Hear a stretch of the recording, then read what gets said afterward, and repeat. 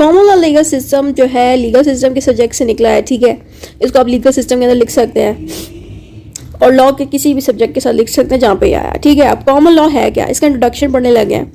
Common law is an unwritten body of law based on judicial president. Basically common law जो है जज के decision से निकला है, सही हो गया। यानी कि जो भी जुडिशियल ब्रांच में जो कोर्ट्स हैं, कोर्ट्स के अंदर जो जजेस बैठे होते हैं, उन जजेस ने जो डिसीजन दिया होता है वही डिसीजन जो है कॉमन लॉ है। समझ आ गई मेरी बात? For unusual cases where the result cannot be decided on the basis of current laws or written laws, so in this situation common law guides the decisions making process. Basically जो जजेस हैं उन्होंने decision जो दिए होते हैं वही common law है, ठीक है।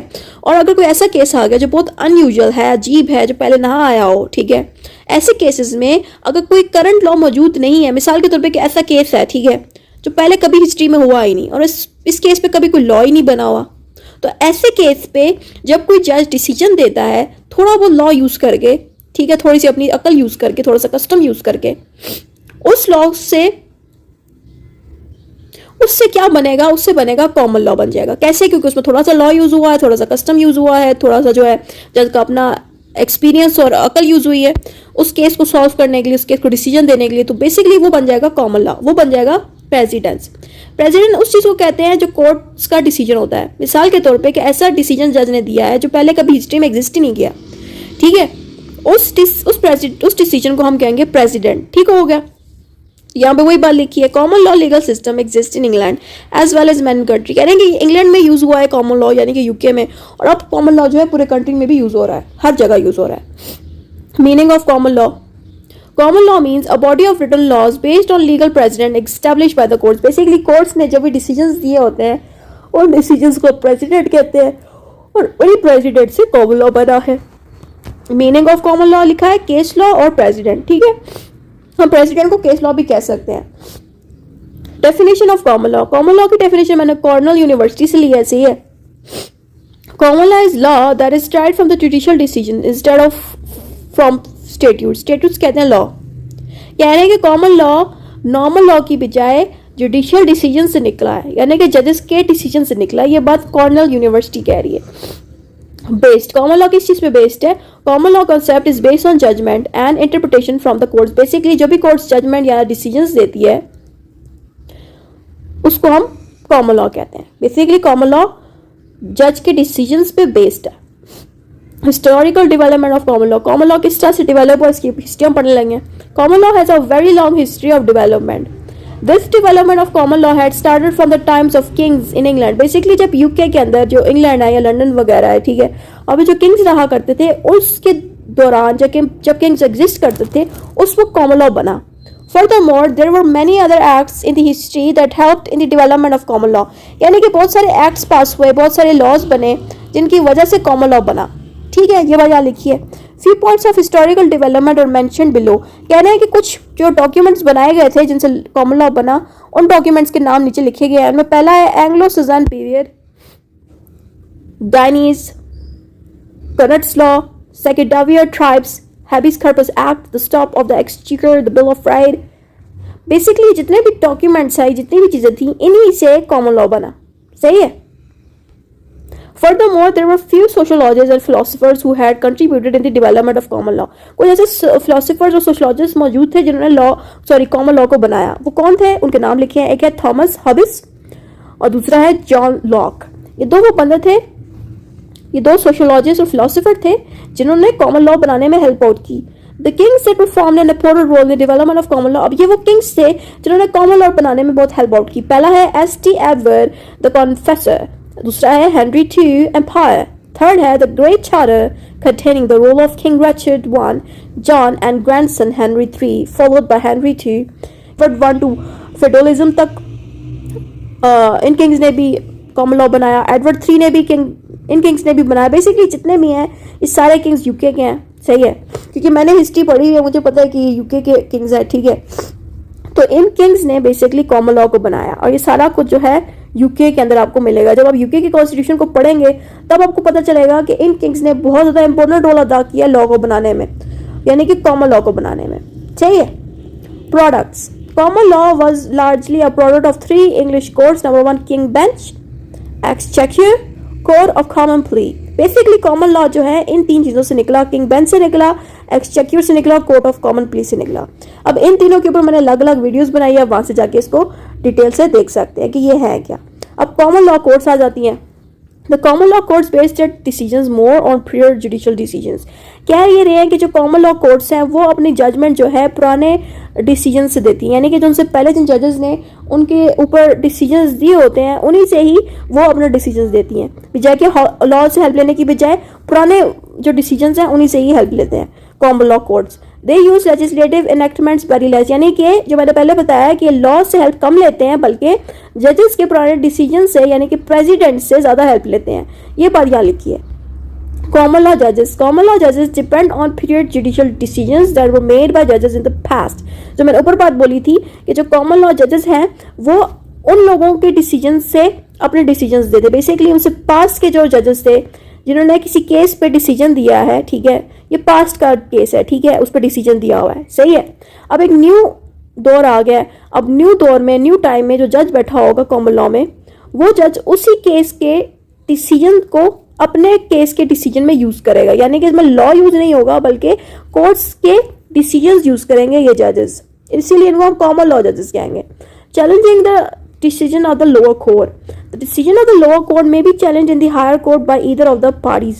कह रहे हैं कि जो कॉमन लॉ कोर्ट्स में ये भी होता है कि अगर कोई लोअर कोर्ट को ऐसे डिसीजन बनाया उसने, ठीक है, जो पहले एग्जिस्ट नहीं करता था, तो जो सबसे बड़ी कोर्ट है वो उस डिसीजन को चैलेंज कर सकती है, उस डिसीजन को कह सकती है कि आपको किसने राइट दिया आप ऐसा डिसीजन दें, हमारे पास राइट है, आप तो लोअर कोर्ट है। तो बेसिकली लोअर कोर्ट्स को चैलेंज कर सकती है हायर कोर्ट। ये बात यहाँ लिखी है। कैरेक्टरिस्टिक्स और फीचर्स ऑफ कॉमन लॉ। इसका पहला कैरेक्टरिस्टिक ये है कि it represents the law of the court. Basically जो इसका पहला कैरेक्टरिस्टिक ये है कि ये कोर्ट के लॉ को रिप्रेजेंट करते हैं। बेसिकली कोर्ट में जो भी डिसीजंस दिए जाते हैं और डिसीजंस जो है जिन लॉस से दिए गए थे उन डिसीजन और लॉस को ही बेसिकली यहाँ पे लिखी जा रही है बात कि ये कोर्ट्स के लॉ को डील कर रहा है कि जिन कोर्ट्स ने जो डिसीजंस दिए हैं, जो लॉस दिए थे, ठीक है, उन्हीं को ये रिप्रेजेंट करता है। Doctrine of supremacy of law, और ये सुप्रीमेसी ऑफ लॉ को रिप्रेजेंट करता है कि लॉ जो है वो सुप्रीम होता है। उसके बाद ये कॉमन लॉ काफ़ी फ्लेक्सिबल होता है और ये अप्लाई टू ऑल होता है, ठीक है, ये सब पे अप्लाई होता है। ये बात लिखी है। अब इन्हीं पॉइंट्स को हम आगे पढ़ने लगे हैं। represents the law of the courts में लिखा है one of the prominent feature of the common law is that it represents the law of the court as expressed in the judicial decisions। कह रहे हैं कि जो कोर्ट्स के जो लॉज है उनको ये बहुत ज़्यादा इन पे वर्क करता है, यानी कि कोर्ट ने जो डिसीजंस दी थे और कोर्ट जिस तरह से वर्क करती है उन पे बहुत ज़्यादा वर्क करता है। Doctrine of supremacy of law में लिखा है कि तो supremacy of law means that not even the king was above the law. अब ये कह रहे हैं कि जो कॉमन लॉ कोर्ट्स है उसकी फीचर ये है, कॉमन लॉ की फीचर्स ये है कि किंग भी जो है वो लॉ से ऊपर नहीं है, लॉ के बराबर ही रहेगा, ठीक है, सारे लोग लॉ के बराबर हैं। तो the other major character of common law is the doctrine of supremacy of law. This means that all the decisions, तो यहाँ पे ये कह रहे हैं कि जो भी जजमेंट दी जाती है उसी के मुताबिक ही कॉमन लॉ बना, सही है, और कोई भी बंदा जो है लॉ से ऊपर नहीं है, लॉ ही सुप्रीम है।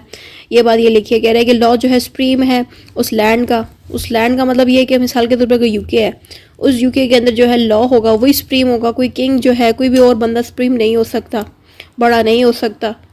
So every decision should be Fairlie made with facts and evidence, और जो भी डिसीजंस बनाए जाएंगे वो फैक्ट्स और एविडेंस के अकॉर्डिंग होने चाहिए, यानी कि वो डिसीजन धोखे वाले ना हो, अच्छे डिसीजंस हो। ये बात यहाँ लिखी है। फिर है फ्लेक्सिबल, जो कॉमन लॉ है वो काफ़ी फ्लेक्सिबल है, ये बात लिखी है यहाँ पे। That means it is not rigid like civil law because it is purely made with जज डिसीजंस। यहाँ भी ये कह रहे हैं कि सिविल लॉ की तरह ये रिजिड नहीं है, क्योंकि ये जो कॉमन लॉ है वो जज के डिसीजन से बना है, तो उसको चेंज करना बहुत आसान होता है।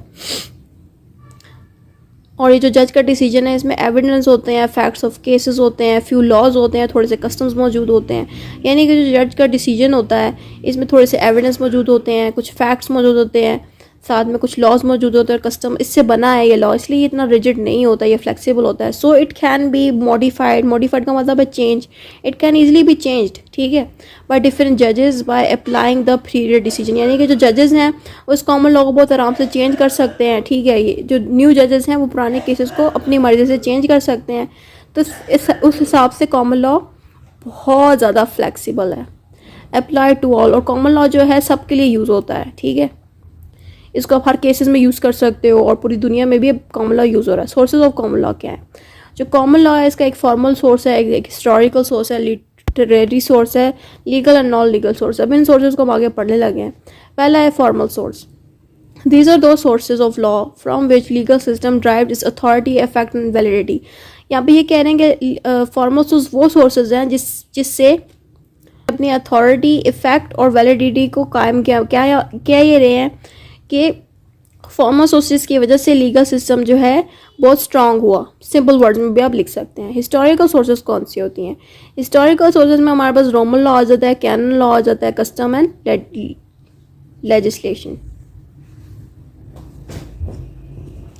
इसमें ये लिखा हुआ है कि these are those sources of laws that drive its authority from Roman law, canon law, custom and league. यहाँ पे क्या ये रहे हैं कि वो लॉ है जिसको रोमन लॉ से निकाला गया, कैनन लॉ से निकाला गया, कस्टम से और लेजिस्लेशन से निकाला गया। सही है।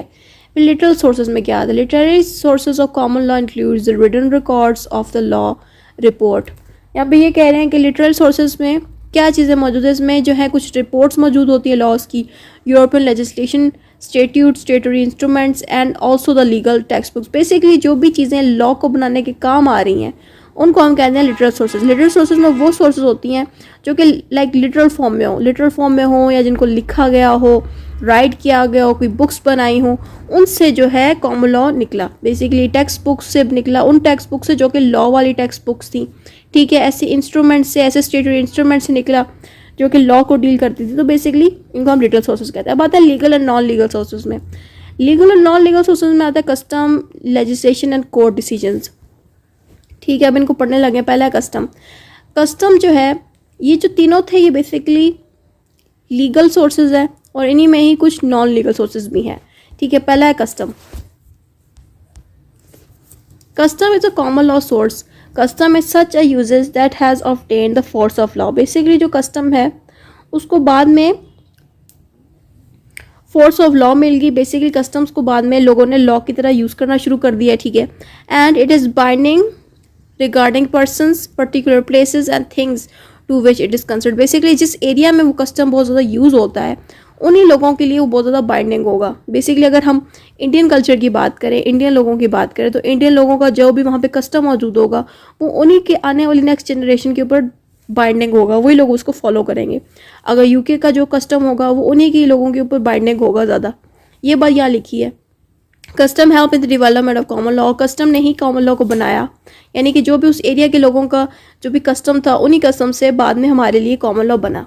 अब आता है legislation. Legislation is a source of common law. Legislation makes laws and these laws are used in developing of common law.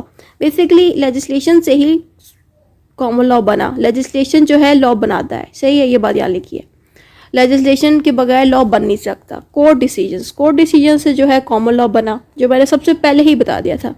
Decisions which were made in the past help in the development of new common law.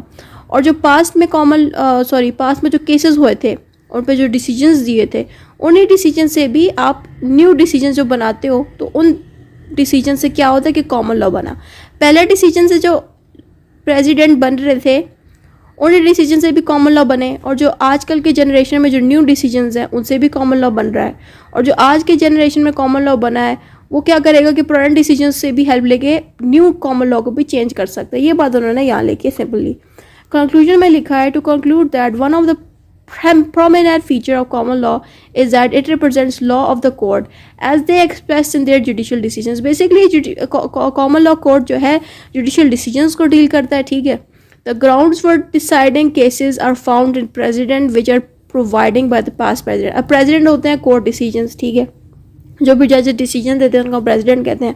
तो अभी यही बात लिखी है, जो common law है वो decisions और प्रेसिडेंट से निकले हैं। ठीक है। यानी कि जो भी केसेस डिसाइड किए जाते हैं उन्हीं से ही कॉमन लॉ निकला है। बेसिकली जो कुछ भी हमने ऊपर पढ़ा है उनको उन्होंने शॉर्ट करके यहाँ पे कंक्लूजन में लिख दिया है।